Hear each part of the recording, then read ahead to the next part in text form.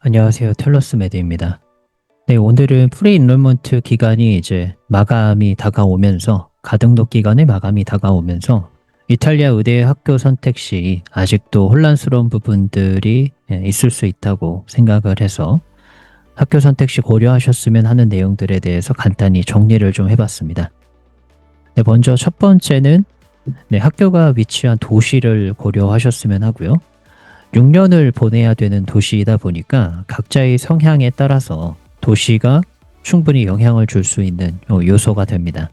그래서 학교가 어디에 위치해 있는가, 그리고 그 도시의 생활은 어떤지를 좀 고려하셨으면 하고, 두 번째는 영어 과정의 커리큘럼, 그리고 이제 더 나아가서는 실습의 환경, 실습이 어떠한 식으로 이루어지는가를 고려하셨으면 합니다. 실습 환경은 어떤 것들을 포함하냐면 교수님, 그 다음에 이제 병원에서 실습하는 병원에서 실제 일하고 계신 전문의들과 학생의 비율을 고려하셨으면 하는데 학교마다 굉장히 많은 차이를 보이고 있습니다. 실습을 들어가는 시점, 어떤 학년에 몇 학기에 들어가는가도 학교마다의 차이가 있을 수 있고요. 더 나아가서 실제 실습을 진행을 할 때 한 명의 의사에게 여러 명의 학생이 배치가 되면서 얻어갈 수 있는 것들에 대해서 제한적인 부분들이 있을 수 있는 학교들도 있고, 그래서 이제 그 비율이 되게 중요하다. 결국에 이제 요거에 대한 부분은 학교별 재학생께 문의를 하셔서 실습이 실제로 어떤 식으로 이루어지는가에 대한 판단을 좀 하셨으면 합니다. 실제 이론적인 수업, 가르치는 과목, 결국에 이제 커리큘럼이 될 텐데 이론에 대한 수업은 학교별로 비슷하다고 보여지고요. 차이점은 실습에서 확연하게 이제 학교별 차이가 있는 것 같아요. 그래서 이런 부분들은 재학생을 통해서 체크를 하셨으면 하고요.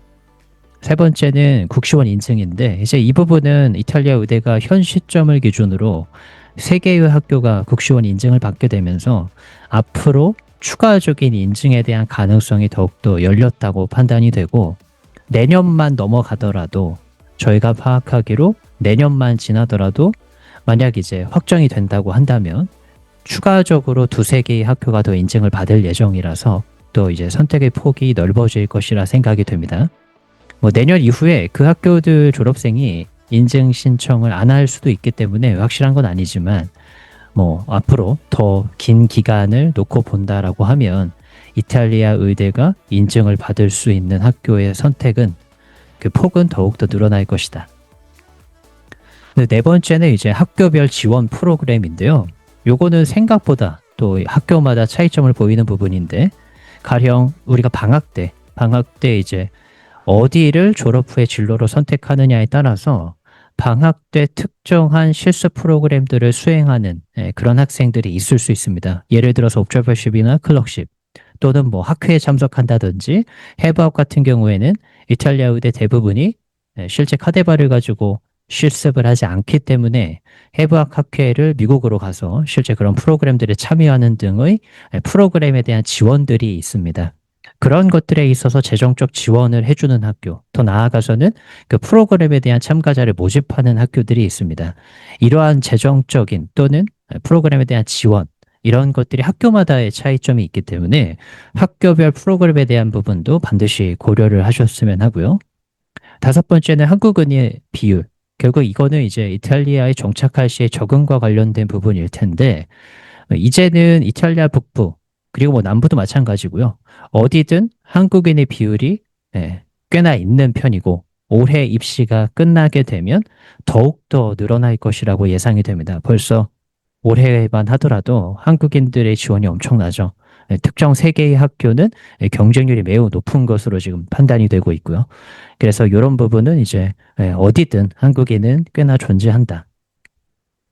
6번째는 졸업 이후의 진로에 대한 데이터인데요.